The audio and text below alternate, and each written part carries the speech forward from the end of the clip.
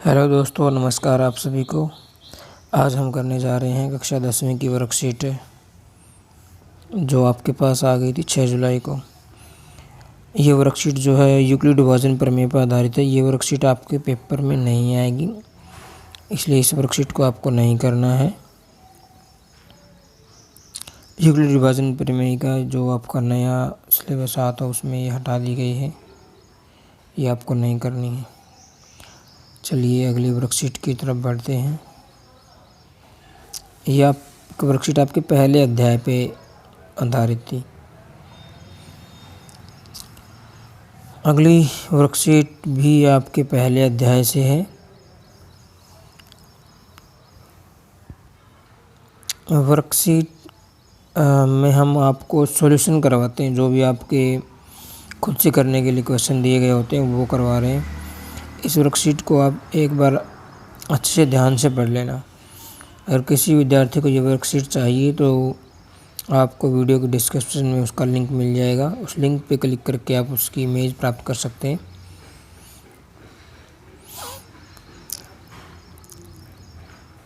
अध्याय पहला वास्तविक संख्याओं से संबंधित है ये वर्कशीट।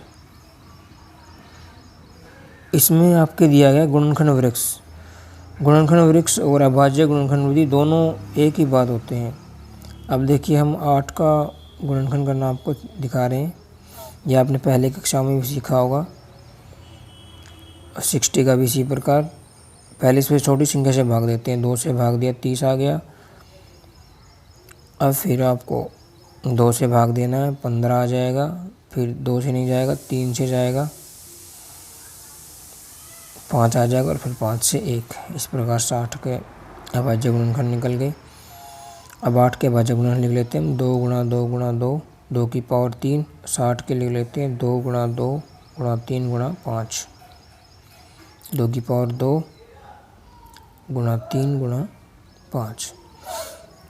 अब हम निकालना सीखेंगे अभाज्य गुणनखंड विधि से HCF और LCM।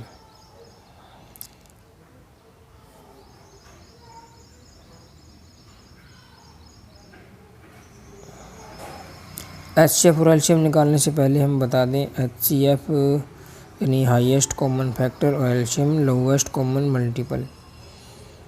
HCF को आप हिंदी में महत्तम समापवर्तक बोलते हैं और LCM को बोलते हैं लघुत्तम समापवर्तक। HCF होता है उभयनिष्ठ अभाज्य, लेफ्ट साइड देख सकते हैं, उभयनिष्ठ अभाज्य गुणनखंड की सबसे छोटी घात का गुणनफल। उभयनिष्ठ यानी जो भी कॉमन है उसकी सबसे छोटी पावर लेनी है। जैसे 2 की पावर 3 है, 2 की पावर 2 है, तो छोटी पावर क्या होगी? 2 की पावर 2। ये आपका आंसर हो जाएगा। 2 दूनी 4।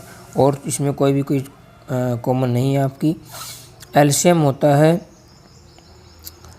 प्रत्येक अभाज्य गुणनखंड की सबसे बड़ी घात का गुणनफल। तो सबसे बड़ी घात क्या है? इसमें प्रत्येक अभाज्य गुणनखंड आएगा, यानी 2 की पावर 2 में से और 2 की पावर 3 में से 2 की पावर 3 बड़ी है। 3 आपके पास एक ही बार है तो 3 की पावर 1 ही बड़ी होगी। ऐसे ही 5 की पावर 1 ये बड़ी है, क्योंकि और 5 दिया हुआ नहीं है। तो ये आपका आ गया LCM आ गया 120।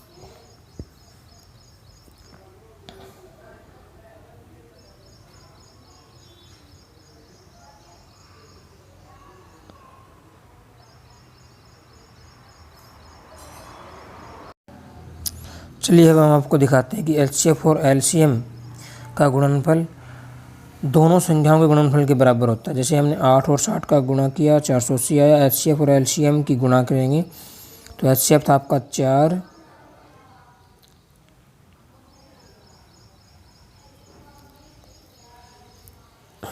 HCF था आपका 4 और LCM था 120। 4 और 120 की गुणा करेंगे, ये भी आपके पास कितना आया था? 480। और 8 और 60 की गुणा करेंगे, ये भी 480।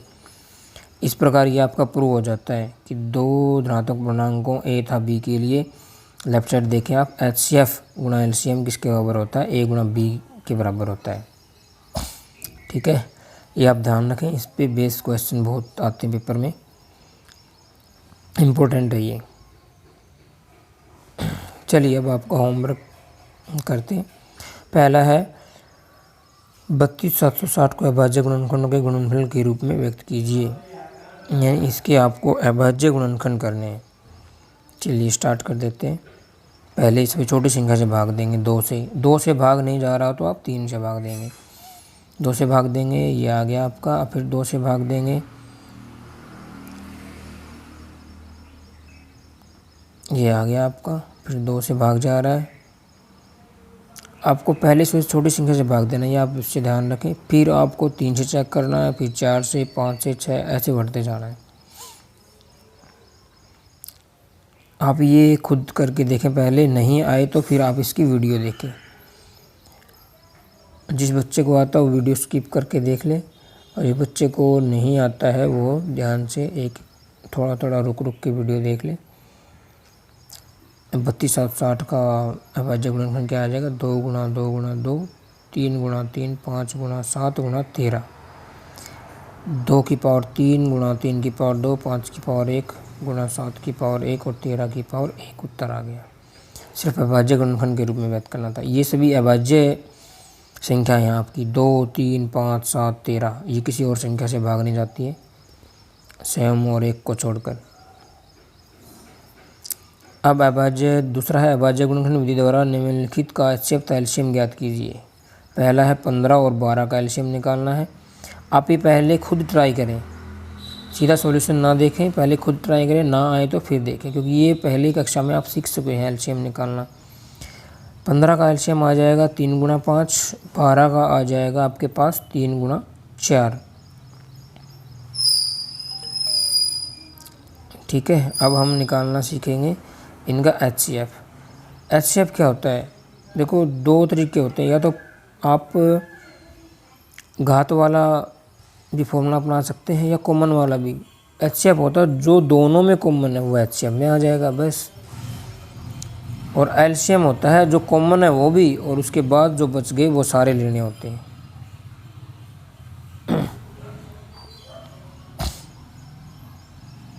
देखिए HCF क्या आ गया? जो दोनों में कॉमन है 3 आ गया, और एलसीएम क्या आ गया? जो कॉमन है वो भी ले लिया और साथ में 5 गुणा 4 भी।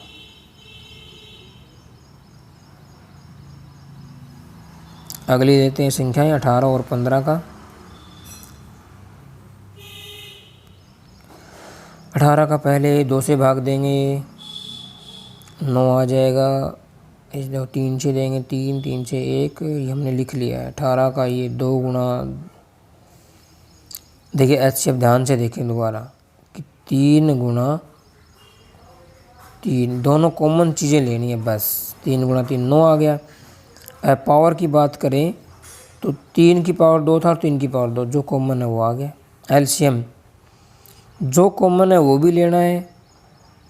ये कॉमन क्या था इसमें? यानी HCF पूरा का पूरा आएगा। 3 गुणा 3 लिख दिया, फिर जो बच गया HCF पूरा का पूरा लिखना है। फिर जो बच गया, क्या बच गया? 2 बच गया और 5 बच गया, तो 2 गुणा 5 ये भी लिखना है आपको। तो 3 किया 9 18 5 90 आ गया। ठीक है, और पावर वाला अपनाओ तो आप पावर वाले से भी आप देख सकते हैं। 3 की पावर 2, 3 की पावर दोनों कॉमन है तो ले ली, और उसके बाद 2 और 5, बस 3 की पावर 2 गुणा 5, ये भी 90 आ जाएगा। कैसे भी आप करके निकाल सकते हैं। चलिए आगे बढ़ते हैं नेक्स्ट क्वेश्चन की तरफ। एलसीएम 320 और 120 दो संख्याओं का 960 दिया है, और इन्हीं का HCF भी आपको निकालना है।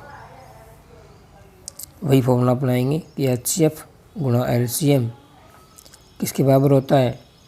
पहली संख्या गुणा दूसरी संख्या, यानी 320 गुणा 120। अब हम निकालेंगे HCF, हमें निकालना है। LCM दिया हुआ है, LCM का मान रख देंगे 960 और 320 गुणा 120। HCF निकालना है। जो चीज़ निकालनी है उसको लेफ़्ट साइड में अकेले छोड़ना है। HCF को इसी साइड छोड़ दिया, इसके साथ में जो भी था वो उस साइड चला जाएगा, और वो राइट साइड जाएगा तो गुणा में था तो उस साइड जाके भाग में हो जाएगा। ये नियम याद रखें आप।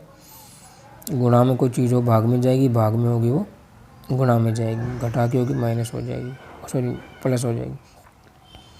एक काटना पीटना आप ध्यान से देख लें। तो आपका HCF कितना आ जाएगा, 40 आंसर आ जाएगा। ठीक है, अगर आपको कुछ भी समझ में ना आए तो वीडियो को दोबारा से ध्यान से देख लें, और अगर HCF LCM आपको सीखना है अलग से तो आप कमेंट बॉक्स में डाल सकते हैं।